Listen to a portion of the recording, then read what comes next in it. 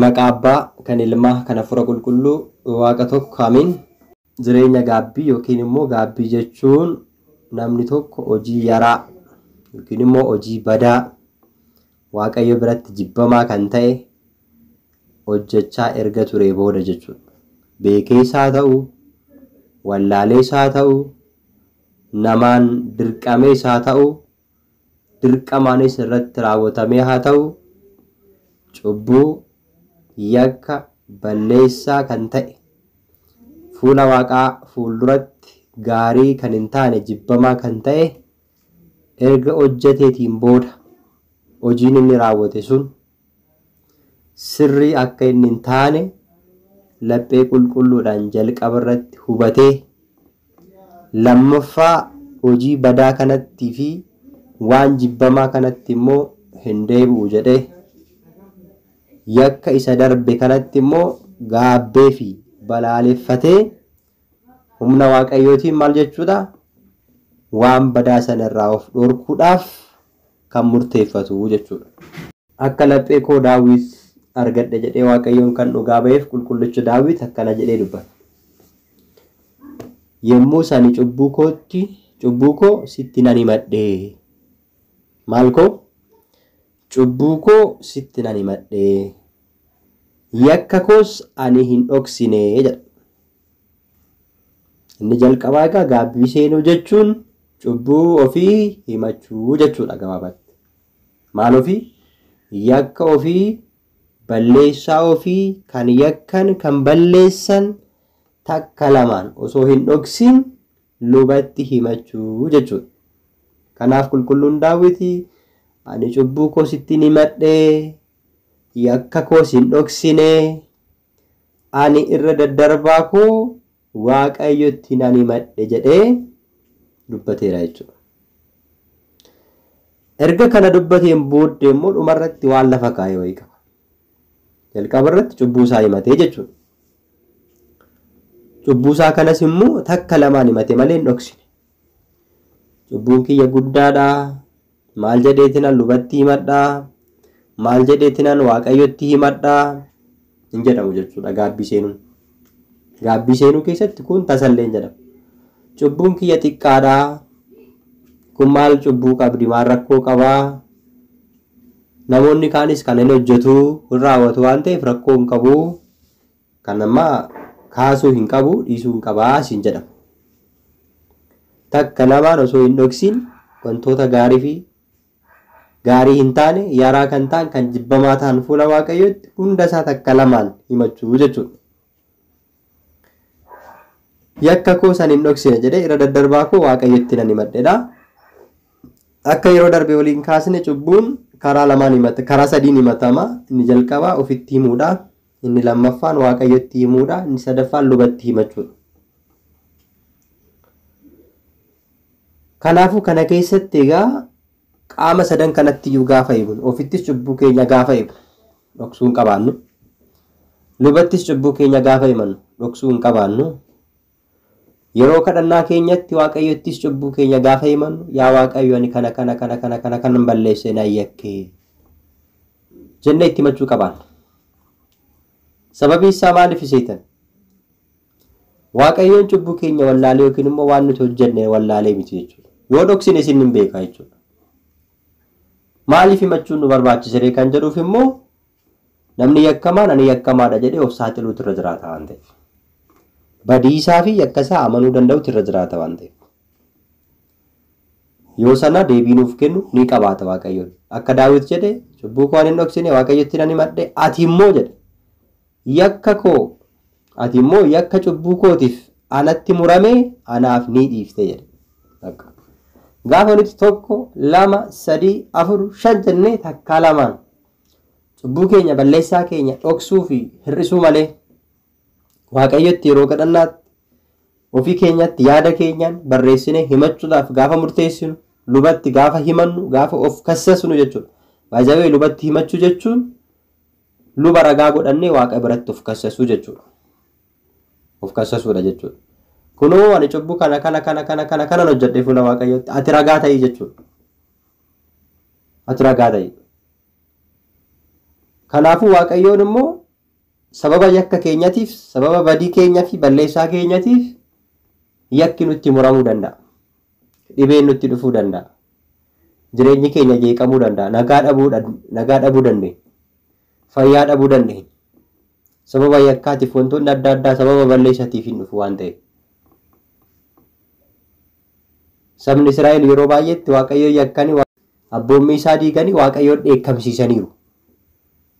Cubbuu hojjechuun dheekkamsa namatti fida. Addaamiin Gannat keessaa kan baase cubbuudha. Sabni Israa'el Waaqayyoon uumaa isaanii dhiisanii waaqa tolfamaa yeroo waaqeffachaa turanitti Waaqayyoon isaanitti dheekkameera. Nan balleessaa hanga jechuu irra sitti ga'eera.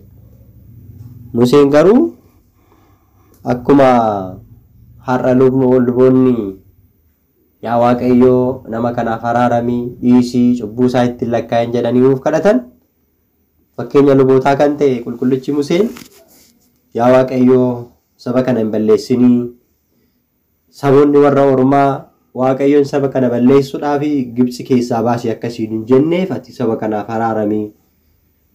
Yoo lakki immoo hin ta'u jettee hin araaramuuf dhiifama hin godhuuf kan jettu yommuu yoo ta'e anaan kanaan dura maqaan koo macaafa jireenyaa keessatti barreeffamee jira waan ta'eef iyyuu macaafa jireenyaa keessaa maqaa koo haqii. Saba kanaaf cubbuu isaanii hin dhiiftu taanan anachi keessatti galmaa'uun kiyya gatiin qabu jedhee Museen jechuudha Waaqayyotti ergaa kana himeera jechuudha. Jedheen Waaqayyoon Musee siinumaa macaafa jireenyaa keessaa maqaa kee balleessurra yookiin immoo haquurra saba kanaaf cubbuu isaanii dhiisuu wayyaa. Yakki isaanii guddaa yoo ta'e illee badiin isaanii guddaa yoo ta'e illee ergaati kana jettee siin galmee jireenyaa keessaa maqaa kee haquurra isaaniif dhiisuu wayya jedhee Waaqayyoon dhiiseef jechuudha. Waaqayyoon qulqullootaaf jedhee illee nuu dhiisaa, raajotaaf jedhee nuu dhiisaa, abbootiidhaaf jedhee nuu dhiisaa, wareegamtootaaf tolootaaf jedhee nuu dhiisaa jechuudha. Haa ta'uuti yakki keenya bu'aan isaa yookiin firiin isaa maalinni badiitti nama figeessa yookiin immoo dheekkamsa Waaqayyootti nama figeessuu danda'a waan ta'eef kanaafuu gaafa nuti gaabbii gallu badii keenya gaafa amannu kana jechuun gaabbii galuu jechuun badii ofii amanuu jechuudha. Ani nan balleesse yaa abbaa koo dhiifama naaf godhii jechuudha. Fakkeenyaaf isin bakka abbaan keessan oolu isiniin jedhe dhiistanii bakka biraa gaafa isin ooltan abbaan keessan isinitti dallanamoo isinitti gammada. Haadha keessanis haa ta'u hojjisiisaa keessan yookiin immoo hojjisiistuu keessanis haa ta'u waan isaan hojjedhaa isiniin jedhe dhiistanii waan biraa gaafa hojjettanii argamtan isinitti gammadu moo isinitti gaddu? Isinitti gaddu miti. Kanaafuu waan isin balleessitan kana badii raawwattan kana immoo dhufanii badii kana eenyutu akkana godhe waan kana eenyutu balleessee gaafa jedhanii isaan sin gaafatan ani hin beeku ani hin argine yoo sin jettan immoo badii keessan amantanii yoo dhiifama gaafattan aarii isaanirraa dandamatu. Yoo isin badii keessan amantan jechuudha yookiin immoo yoo badii keenya amannedha. Ofii keenyaa balleessinee raawwanne kan mana keessa jiru nudha. Kan hojii san irratti ramadame nudha. Ergaan kan nutti kenname nudha. Ofii keenya erga balleessineen booddee immoo lakki ani hin argine hin beeknu gaafa jennu eenyutu balleessiree yaada jedhamu keessa dhufnaa jechuudha. Isaan booddee maaltu ta'a jeeqamatu dhufa jechuudha. Gaafa nuti gannu gaafa nuti kaannu ragaa sobaa kana nurratti qabaa deemu jechuudha. Ofii balleessee yookiin balleessitee akkamitti ani akkana raawwanne jedhama. Namni kun sirrii miti tarkaanfii nurratti fudhachuudhaaf deemu jechuudha. Hojjetaa yoo taane hojii keenya irraan wari'uu jechuudha namni biyya lafaayyuu. Garuu badii keenya amannee anatu balleessee dogoggoreetiin akkana godhee lammaffaa ittiin deebi'u waan akkanaa hin raawwadhu dhiifama naaf godhaa jennee dhiifama yoo gaafanne dhiifamaan bira darbuu jechuudha. Nuu dhiisuu jechuudha. Isaanis maal yaadu tokkoffaa namni kun badii isaatti amanee fudhachuu isaayyuu waan tokko jedhanii itti gammadu jechuudha. Badii keenyatti wanti sun deebi'uu baatullee jechuudha. Wanti nuti balleessine sun deebi'uu baatullee badii keenyatti amanuu keenya kana bakka namni kun sobu dhugaa dubbata badii isaa amana ifadha jedhanii fuulduraaf illee maal godhu nu amanu jechuudha. Amantaa nurraa qabaatu. Garuu waa balleessine balleessaa keenya dhoksine isarra darbine immoo kan morminu yoo ta'e hin argine hin beeknu kan jedhu yoo ta'e tasallee nu namanan jechuudha gara fuulduraatti illee nu namanan. Waaqayyos kan nurraa barbaadu kana jechuudha. Hojjisiistuun yookiin hojjisiisaan nu hojjisiisu tokko nutu achirratti mindeeffamee hojjeta yoo ta'e namni biraa akka dhufee hin balleessine hin beeka. Osoo namni biraa akka dhufee hin balleessine beeku eenyutu balleesse maaliif nuun jedha. Yaada keenya madaaluuf. Dhugaa dubbatamu, dhugaa dubbatimu, soba dubbatamu, soba dubbatti kan jedhu addaan baafachuudhaaf. Badii isaa namni kun hin amanamu hin amanu kan jedhu mirkaneeffachuuf ammam akka nuti geenyu nu madaaluuf jechuudha. Kiiloorra nu kaa'uuf jechuudha. Ammam akka nuti geenyu kiiloorra nu kaa'ee nu laaluuf miizanarra nu kaa'ee nu laaluuf nu gaafata jechuudha. Otoo badii keenya argu namoonni hedduun jechuudha amma teekinooloojiin bal'ateera. Kaameraadhaan otoo hojii keessan ilaalan waan isin balleessitan otoo ilaalan eenyutu akkana godhe maaliif jedhu. Hin amanamoo namanu. Hin amantimoo namantu addaan jedhan addaan baafachuuf jechuudha. Kanaaf Waaqayyos hojii keenya takka takkaan miti hojii keenya miti yaada keenya iyyuu dursee beeka Waaqayyoon. Garuu akka nuti cubbuu keenya tokko tokkoon himannuuf kan inni barbaaduuf tokkoffaa akka nuti badiin keenya sun balleessaa keenya ta'ee ofitti fudhannee akka nuti amannu waan barbaaduuf. Lammaffaan immoo Waaqayyoon badii keenya akka nuti himannu kan barbaaduufi akka nuti of himannuuf balleessaa ta'uu keenya yookiin immoo kan balleessine cubbamaa ta'uu keenya waan barbaaduuf jechuudha. Cubbamaa ta'uu keenya waan beeku waan barbaaduuf fedhii keenyan yakka ofirratti muruu keenya. Isaan booddee immoo bilisummaa dhugaa nuuf kenna jechuudha. Namni dhukkubsatee mana yaalaa deeme doktoriin eessa dhukkubsattaa akkamsi taasisaa jedhee kan inni gaafatuuf qoricha isaa kennuudhaaf waan ta'eef. Haala namichaa irraa ilaalee bar ilaaluu hin danda'a. Yookiin X-ray yookiin immoo raajiitti fayyadamee namicha kana sakatta'ee beekuu hin danda'a. Garuu fedhiin namichaa maal fakkaata akka jedhu ilaaluuf jechuudha. Kanaafuu gaabbii jechuun gabaabatti of himachuu jechuudha. Of balaaleffachuu jechuudha waan balleessan irratti. Of balaaleffachuu of himachuu jechuudha. Kanatu gaabbii jechuun kanatu hateera jedhee yoo amane. Kanaan booddee immoo hanna isaa dhiisuuf yoo waadaa gale. Kan sobe yookiin immoo kan sobu isa sobetti gaabbii yoo gale kanaan booddee immoo hin sobu jedhee yoo of amansiise. Kan kanaan dura hin soomne soomii dhiisuu isaatiif yakka ta'uu isaa malee nan sooma jedhee yoo waadaa galee fi yoo gara fuulduraatti kan soomu ta'e. Soomii gaafa jennu egaa waan baay'eedha. Nyaata bichaa miti kan soomamu. Dubbiin soomamaa, ijaa namaa ilaaluun soomamaa, gurraawwaa namaa dhaggeeffachuun soomamaa, ija keenya waan hin taane waan Waaqayyoon jibbu ilaaluun keenya hin soomamaa, luka keenyan bakka Waaqayyoon hin jaalanne deemuun hin soomamaa, harka keenyan waan Waaqayyoon hin jaalanne tuquun fuudhuun hin soomamaa. Nyaatota keessaas akkuma macaafa qulqulluu irratti jedhutti wantoonni hin barbaachisne yeroo isaatti hin soomamu. Soomuun qaba jedhee namni waadaa ofii galuu qaba jechuudha. Malee yeroodhaaf dhiisee boru ittiin deebi'a kan jedhu yoo ta'e faayidaa hin qabu jechuudha. Kanaaf dursee akka of amansiisnu kan barbaaduuf kanaaf. Kan duraan sirbaa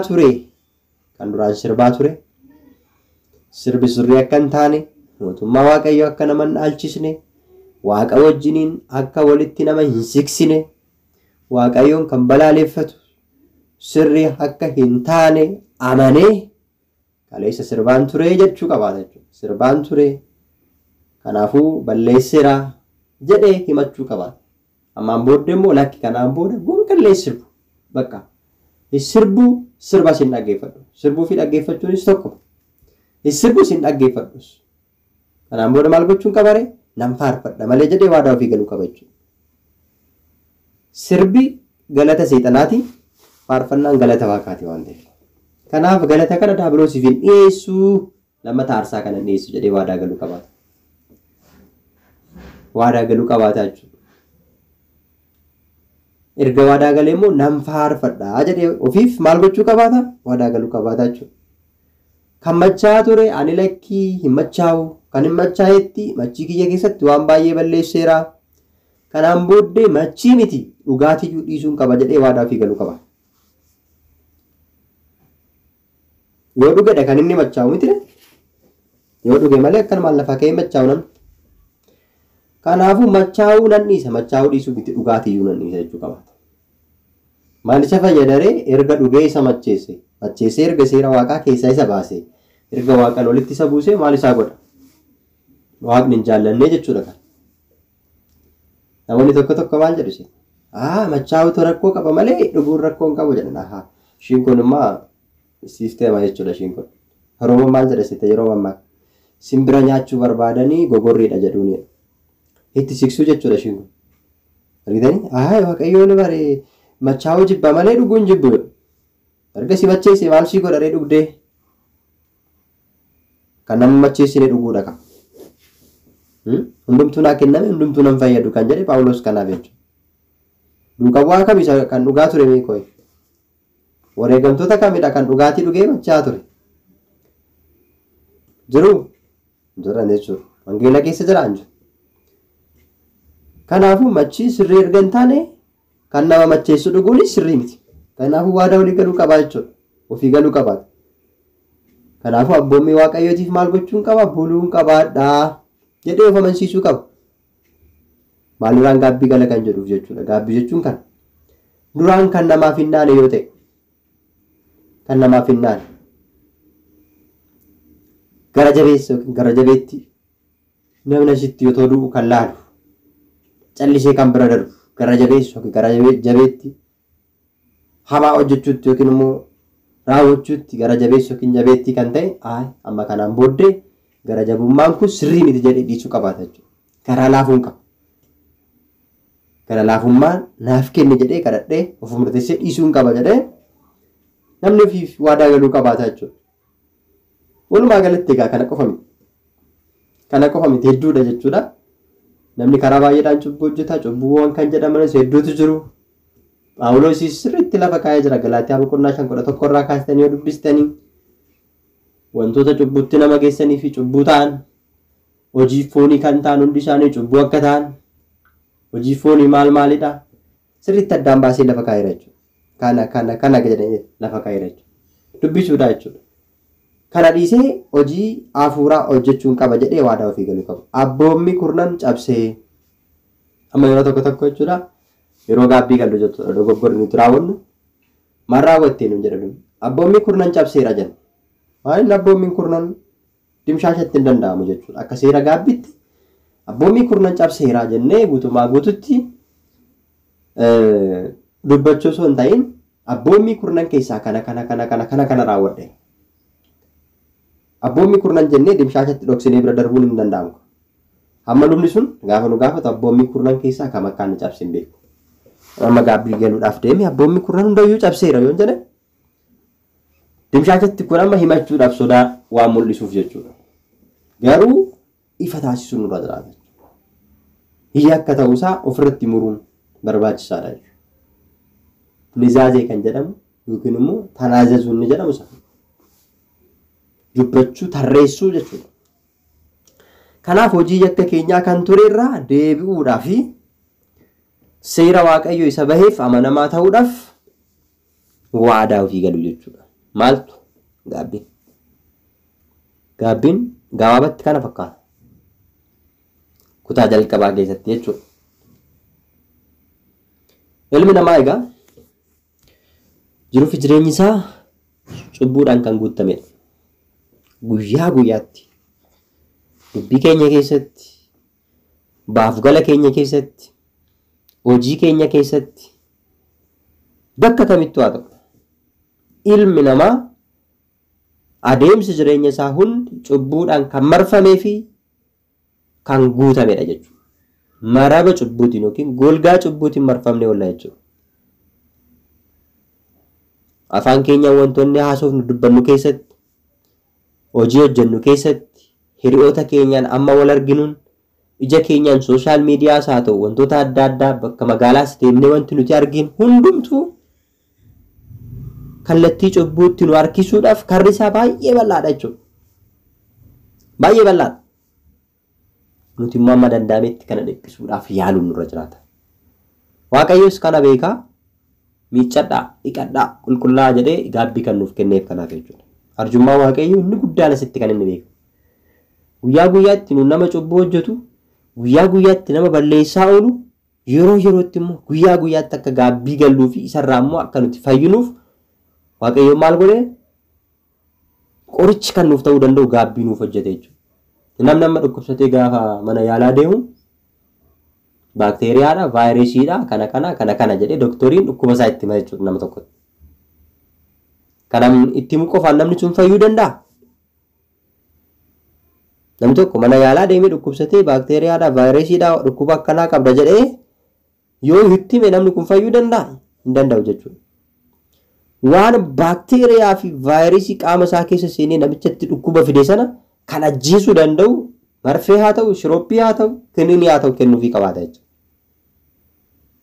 Namtichi ishi jedhee tola jedhee eeyyamamaa ta'e fudhatee marfee yoo ta'e waraannatee kiniinii yoo ta'e immoo maal godha liqimseeti kan dhukkuba sanarraa fayyuu danda'u.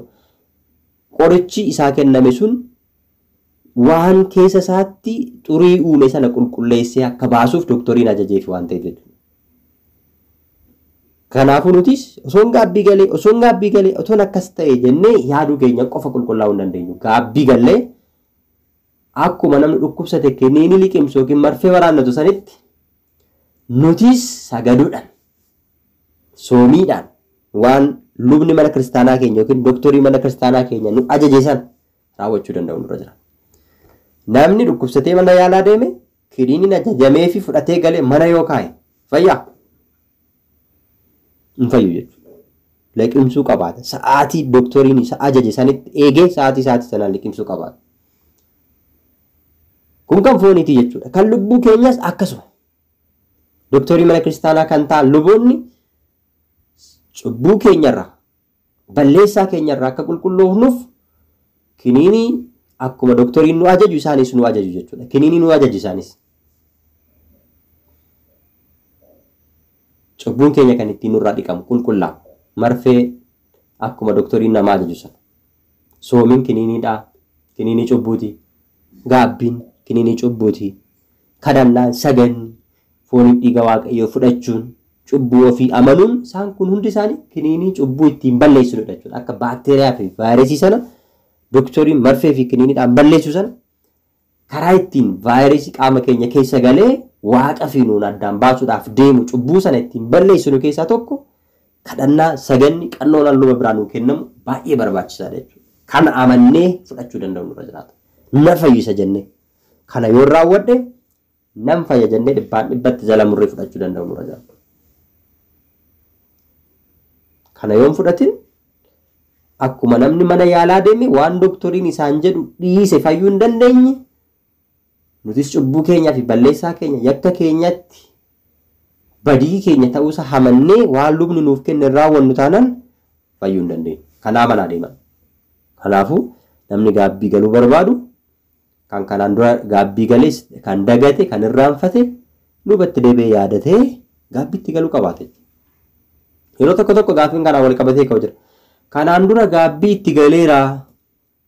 Wannan kanaan dura gaabbii itti galee tokko irra deebi'ee gaabbii itti galuun qaba kan jedhamu jira jechuudha. Yoo cubbuu sana irra deebinee hojjenne yookiin immoo hojjette eeyyee. Kanaan dura namni tokko sobee gaabbii galee jiru. Sobee gaabbii galee yoo ta'e hammas sobeera taanaan lammaffaa gaabbii itti galuu qaba. Cubbuun biraa ofii kan ammaa wal fakkaata. Hammas gaabbii itti galuu qabaata jechuudha. So gaabbiin irra deddeebiidhaan iccitii kennamu keessaa tokkodha jechuudha. Hin daangeffamu. Yaan egaa jalqaba akkasii kaase jireenya keenya keessatti adeemsi fi jireenyi keenya hundumtuu cubbuudhaan kan marfame waan ta'eef yeroo yerootti gaabbii galuun barbaachisaadha. Fakkeenyaaf yaadni isaa yookiin yaadni keenya hojiin keenya guyyaa guyyaadhaan wanti nuti hojjennu kan waaqayyoo muufachiisudha jechuudha. Parsantii harki caalan jechuudha. Harki caalan hojii hojjennu kam keessatti jiru? Harki caalan haasaa haasofnu keessatti, harki caalan oolmaa keenya keessatti wanta waaqayyoon gaddisiisudha.